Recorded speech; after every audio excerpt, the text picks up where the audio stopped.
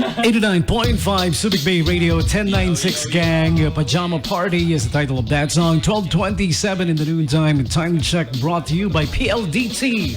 Subictel Fiber. Nothing beats fiber's upgrade to home's most powerful broadband. Call them up 252 Fiber or 2523427 or email sales@subictel.ph. All right. And here's the latest now from the Presidential Communications Operations Office of Malacanang. The government is doing its best to weather the crippling effects of the coronavirus pandemic, according to President Rodrigo Roa Duterte, noting mass inoculation could reverse the present situation. In his weekly public address on government response to the pandemic, President Duterte tackled the economy, particularly after the government released the nation's recent gross domestic product figures. Right? He said the country is losing billions in lost productivity as a result of the raging pandemic, as the government carries out restrictions to contain the further spread of the virus.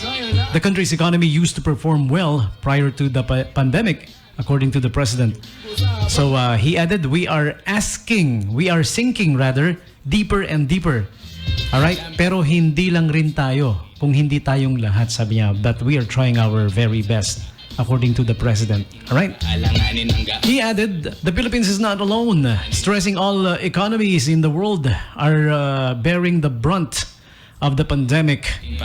President Duterte encouraged the people to hope for the best. The country's best chance is through mass immunization, which, according to the president, is encountering a problem now as nations compete for vaccine supply. Manufacturers also grapple with huge demand.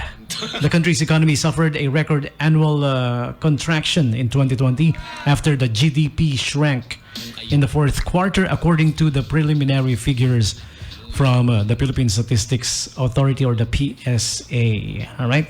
PSA data showed that the country's GDP contracted 8.3% in the fourth quarter, in contrast with the 6.7% growth it posted in the fourth quarter of 2019. All right, so there you have it, the latest from the Presidential Communications Office of Malacanang, the PCOO. All right, President Duterte said the government is working its very best to weather the pandemic impact. All right? Right about now, we'd like to invite everybody. SM City Olongapo Downtown will be having the SM 3-day sale. It's back February 12 to 14, Friday, Saturday, and Sunday. All right? Up to 70% off, and the chance to win a car, all right? The Suzuki Espresso MT, all right? Once again, 3-day sale, February 12 to 14, SM City, Olongapo, Downtown. 12:30 in the noontime. Time check brought to us by PLDT. Subictel Fiber. Nothing beats fiber's upgrade to home's most powerful broadband. Call them up 252 Fiber or 2523427. And some more shoutouts. Alright, medyo nabitin sa shoutout kanina dahil may mga new viewers tayo. Si Ate Lay Alex Jazz. Ayan, welcome back to the stream.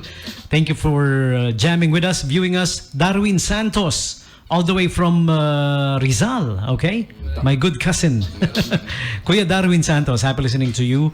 And pati na rin si Kuya Lance Lim, who's in Vietnam, okay? Nasa Vietnam to si Kuya Lance Lim. Pati na rin yung mga tropa niyang nasa Vietnam. Siyempre, kailangan batiin natin. Ay, hindi pala tayo nang babate. Nanggigreet lang.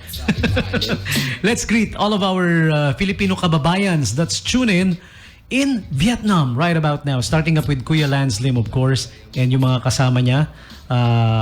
Nasa na yung pangalan? Naku, ayaw lumabas ng pangalan. Sila Tatay Ruming. Yun, naalala ko. Tatay Ruming, Lorna and Renete Rona. Buboy Raimundo Rio Pineda. Ayan, mga Filipinos na kababayan natin in Vietnam along with Kuya Lance Lim. Alright? So those are the shoutouts. I hope wala akong nakalimutan. Meron pa ba? Okay, sige. Habol-habol lang.